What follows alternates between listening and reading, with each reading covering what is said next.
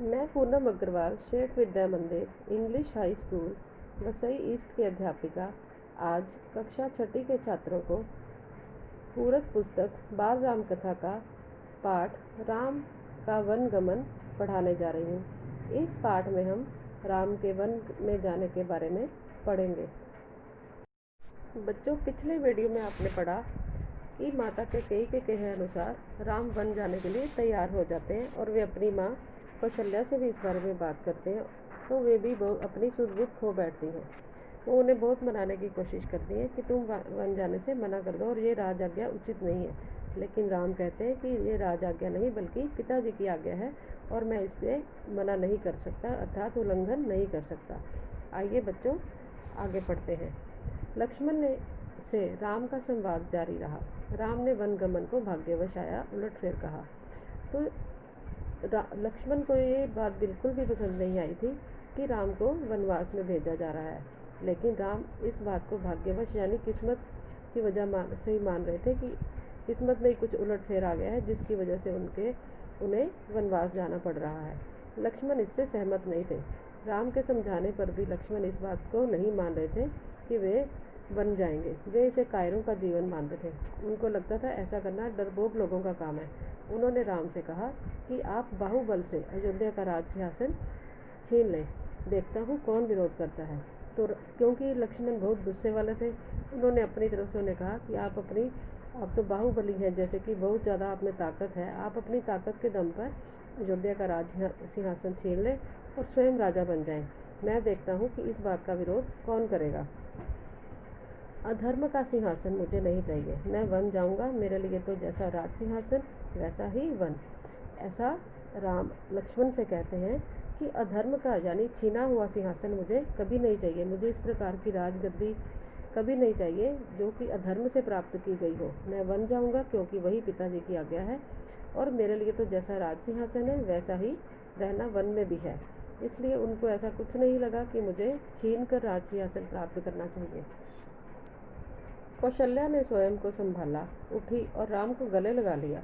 वे राम के साथ वन जाना चाहती थी, क्योंकि राम की बात सुनकर कौशल्या भी सुध-बुध खो बैठी थी, लेकिन उन्होंने अपने आप को संभाला, उठकर राम को गले से लगा लिया। उसको बोलती हैं कि मैं भी तुम्हारे साथ वन जाना चाहूँगी। राम ने मना कर दिया। राम ने जब माँ की अपनी ये बात सुनी कि वे उसके साथ जाना चाहती हैं, उन्होंने उसको मना कर दिया कि वृद्ध पिताजी को आपके सहारे की अधिक ज़रूरत है। कौशल्या ने राम को विदा करते हुए कहा, जाओ पुत्र, 10 दिशाएं तुम्हारे लिए मंगलकारी हो। मैं तुम्हारे लौटने तक जीवित रहूंगी। तो राम को रोकने के बावजूद भी राम नहीं रुके और उन्होंने अपनी माँ से कहा कि वृद्ध पिताजी को आपकी बहुत ज़रूरत है, इसलिए मैं आपको अपने साथ नहीं ले जा सकता। तो राम को विदा करते हुए माता कौशल्या कहती हैं कि ठीक है पुत्र, जाओ। वे उसे आशीर्वाद देती हैं कि जाओ पुत्र, 10 दिशाएं यानी हर दिशा तुम्हारे लिए बहुत मंगलकारी सिद्ध होनी चाहिए। तुम जहाँ जाओ वहाँ पर मंगल ही मंगल होगा। और वो इसे बोलती हैं कि मैं तुम्हारे लौटने का इंतज़ार करूँगी और तब तक मैं जीवित भी रहूँगी। कौशल्या भवन से निकलकर राम सीता के पास गए, सारा हाल बताया, विदा मांगी। अब कौशल्या माता से विदा होने के बाद राम सीता यानी अपनी पत्नी से मिलने के लिए जाते हैं। वे उन्हें सारी बात बताते हैं कि क्या हुआ है और उन्हें अभी वनवास के लिए जाना है, इसलिए वे उनसे भी विदा मांगते हैं। माता पिता की आयु का उल्लेख किया, उनकी सेवा करने का आग्रह किया। तो वे सीता से बोलते हैं कि मैं वन में जा रहा हूँ, पीछे से तुम पिताजी की और माताओं की सेवा करना, इसलिए तुम यहीं पर रहो। कहा, प्रिय तुम निराश मत होना, 14 वर्ष के बाद हम फिर मिलेंगे। वे सीता से कहते हैं कि प्रिय तुम दुखी मत होना मेरे जाने से, और 14 वर्ष के बाद हम अवश्य मिलेंगे।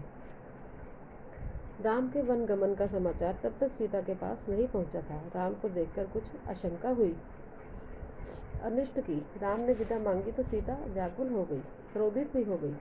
तो राम के वन गमन का समाचार इससे पहले किसी ने भी सीता माता को नहीं दिया था। तो जब ये सारी बात राम उन्हें बताते हैं तो वे बहुत दुखी हो जाती हैं और उन्हें एक अनिष्ट की आशंका होती है। जब राम उनसे विदा मांगते हैं तो वे बहुत घबरा जाती हैं और बहुत गुस्सा भी करती हैं, निर्णय पर प्रतिवाद भी करती हैं, यानी कि राम ने अपने आप निर्णय ले लिया और उन्हें कुछ नहीं बताया। इस बात पर वे उनसे थोड़ी बहस भी जैसे करते हैं कि आपने मुझे क्यों नहीं बताया ये सब कुछ। राम नहीं माने तो सीता ने उनके साथ जंगल जाने का प्रस्ताव रखा। तो जब राम नहीं माने तो सीता उनको बोलती है कि वो भी उनके साथ वन में जाएंगी। सीता ने कहा, मेरे पिता का आदेश है कि मैं छाया की तरह हमेशा आपके साथ रहूं। तो सीता राम से कहती है कि मेरे पिताजी यानी जनक का आदेश है कि वो हमेशा अपने पति के साथ छाया बनकर रहे, यानी कभी उनका साथ ना छोड़े। अंततः राम को उनकी बात माननी पड़ी। तभी लक्ष्मण भी वहाँ पर आ गए। अब तक सीता राम को इस बात के लिए मना चुकी थी कि वे भी उनके साथ 14 वर्ष के लिए वनवास में जाएंगे। इसके बाद तुरंत लक्ष्मण उनके भवन में आते हैं। वे भी उनके साथ जाने के लिए तैयार थे। राम ने उन्हें इसकी स्वीकृति यानी उनकी आज्ञा दे दी और उसके लिए उन्हें तैयारी करने के लिए भी कह दिया। राम चाहते थे कि सीता वन में ना जाएं, अयोध्या में रहे। वे इसकी अनुमति दे चुके थे, फिर भी उन्होंने एक और प्रयास किया।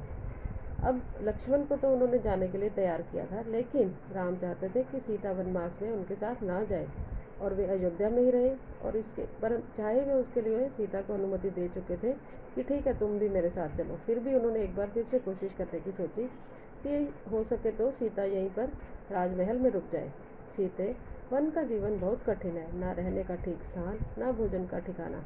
वे सीता को समझाने की कोशिश करते हैं कि सीता, वन का जीवन जो है बहुत ही कठिनाइयों से भरा हुआ है। वहाँ पर रहने के लिए कोई स्थान नहीं मिलेगा और कदम कदम पर मुसीबतों का सामना भी करना पड़ेगा। तुम महलों में पली हो, ऐसा जीवन कैसे जी सकोगी? वे उसे समझाने की कोशिश करते हैं कि तुम तो राजकुमारी हो, सदा से ही महलों में पली हो, कभी कोई कठिनाई अपने जीवन में देखी नहीं है, तो वन का मुश्किलों भरा जीवन तुम कैसे जी सकोगी? सीता ने उत्तर नहीं दिया, मुस्कुरा दी। उन्हें पता था कि राम अपने दिए वचन से पलट नहीं सकते, लेकिन सीता ने उनकी इस बात के लिए उन्हें कोई उत्तर नहीं दिया, केवल उन्होंने मुस्कुराकर दिखा दिया। उन्हें पता था कि राम उन्हें जो वचन दे चुके हैं कि वे उन्हें अपने साथ लेकर जाएंगे, वे इस वचन से कभी नहीं पलट सकते। अब राम वन जा रहे हैं, ये समाचार पूरे नगर में फैल चुका था। सब लोगों को भी इस बात की खबर मिल चुकी थी कि राम 14 वर्ष के लिए वनवास जा रहे हैं। नगरवासी दशरथ और कैकेयी के लिए बहुत बुरा भला कह रहे थे। कुछ देर पहले जहाँ पर उत्सव की तैयारियां हो रही थी, अब वहाँ पर चारों तरफ उदासी ही उदासी फैल गई थी। सब लोग इस बात से दुखी थे कि राम वनवास के लिए क्यों जा रहे हैं। सड़कें गीली थी लोगों के आंसुओं से, यानी लोगों के आंसुओं से ही जैसे लगता था पूरी अयोध्या नगरी गीली हो गई है, भीग गई है, दुख से भर गई है। बच्चों, यहाँ पर पाठ का तीसरा भाग समाप्त होता है। पाठ का अगला भाग हम चौथे वीडियो में पढ़ेंगे।